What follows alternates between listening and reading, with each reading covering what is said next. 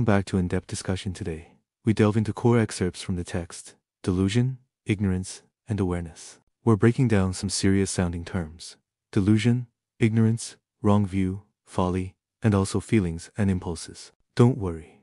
This material isn't about anything too mystical. It offers a practical lens to understand how your own mind operates. You might find these concepts are intimately linked to the troubles, stuck thoughts, and behavioral patterns you encounter every day.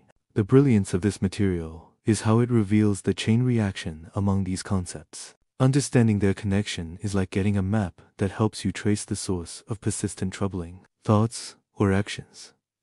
What the text calls troubles. We're going to highlight these key points and discuss them in an easy-to-understand way. Let's start.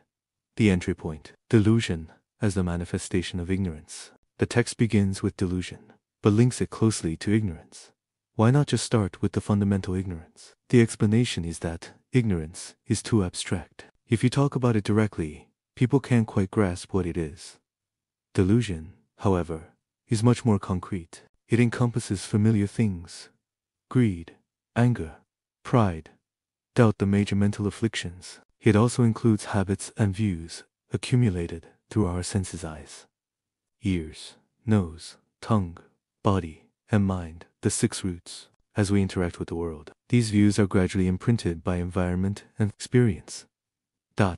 This process is called 熏习, to be steeped in a habit. 熏习, the character, 熏 means to be steeped in, and the 习 means habit. Yes, that's a great term, 熏习. It's like clothes, absorbing smoke over time. It's a feeling of habit formation, or being molded by your environment. You can view delusion as the more observable outward expression of ignorance. Got it? Although delusion's ultimate root is still ignorance, they aren't exactly the same, as delusion includes that learned, concrete content. The text also makes an interesting observation. If you talk about ignorance, people don't get it. But if you talk about delusion, many will object. They will. They'll say, I'm not delusional. My idea, to make money and succeed, is practical. Exactly.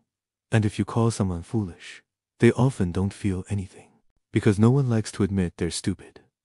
It's hard for us to see our own thoughts as delusional or foolish.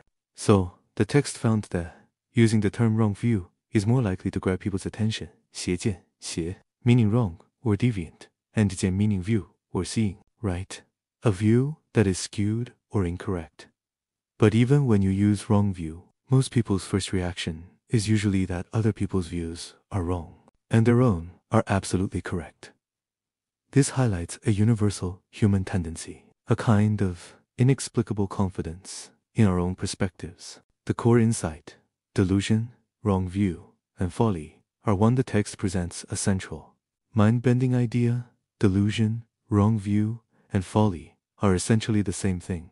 Delusion equals wrong view. Any delusion, no matter how convincing it sounds, means your viewpoint, the perspective from which you see things, is skewed or incorrect. It deviates from reality or from the right path to achieve your goal. Wrong view equals folly. An incorrect view inevitably leads to ineffective or even harmful actions, resulting in a negative outcome.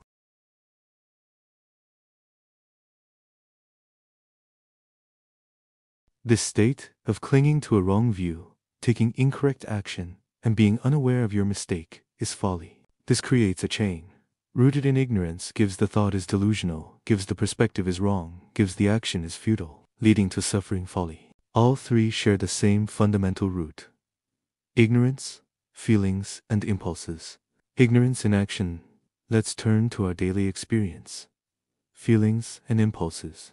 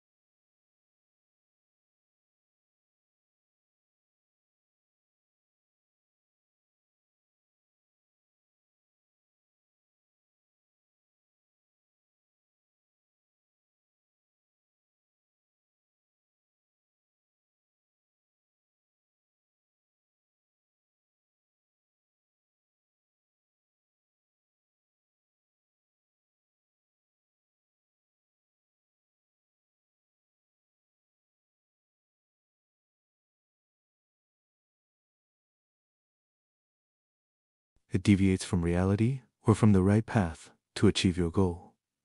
Wrong view equals folly. An incorrect view inevitably leads to ineffective or even harmful actions, resulting in a negative outcome. Think of the metaphor of reaching for a cup.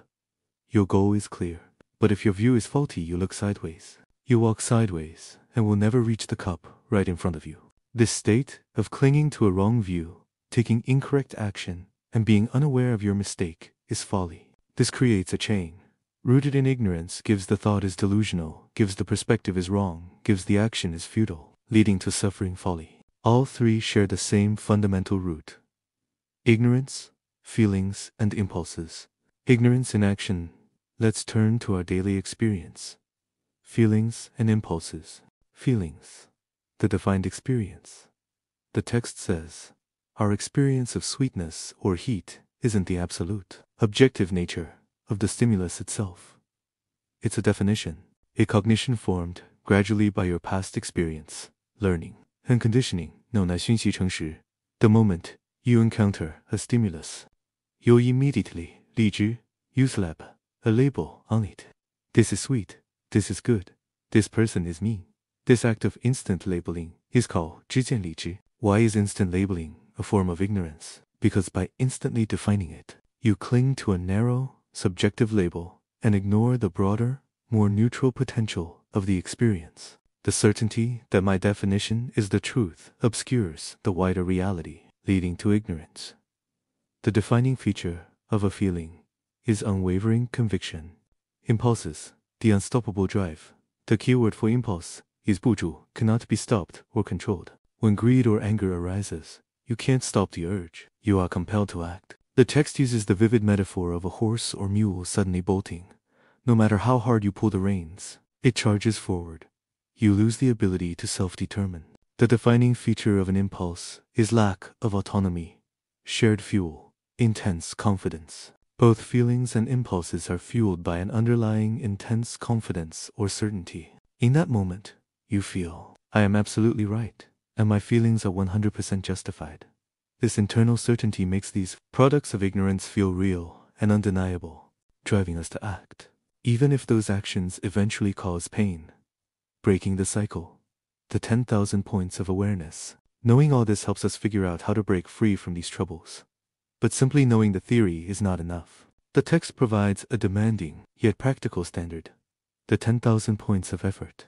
You need to continuously observe, verify, and understand the mechanisms of your troubles. Just knowing anger is bad isn't enough. Only when you've observed, verified, and understood a trouble, like a wrong view, from various angles and life examples, accumulating the equivalent of 10,000 points of depth and breadth, can you truly and willingly cast off trouble, like worn-out shoes, known as 弃烦恼如敝, you completely let it go. The core practice is to train not physical muscle, but mental awareness, known as 了知力. How to train? You must consciously and continuously observe and verify on yourself. How does this delusion arise? How does this impulse cause self-harm and self-damage, emotional pain, ruined relationships, lost opportunities? The goal. You use these observed, living facts to re-educate and condition yourself by constantly asking, is this view truly 100% objective? What are the other possibilities? Where will this view ultimately lead me? You strengthen your awareness muscle. As your awareness muscle becomes robust and sensitive, the troubles that once plagued you will clearly reveal their illusory, unreal nature in your eyes. Only then can you easily see through them and let them go. The text leaves us with a valuable contrast. Applying wisdom benefits you every time you become clearer, but indulging in trouble costs you every time your suffering may deepen. Gaining inner freedom is an accumulation of this moment-to-moment observation and verification. A question for reflection before we conclude today's discussion. Here is a question for you to take home and reflect on. In your daily life, is there a feeling you are absolutely convinced is true, or an impulse that makes you feel, here we go again, out of your control? If you try to use the perspectives we discussed today, that they may be rooted in some unnoticed delusion or wrong view, all connected to the fundamental root of ignorance. Do you see anything you hadn't seen before? Which small habit or small thought will you choose to start training your 10,000 points of awareness on? Thank you for listening.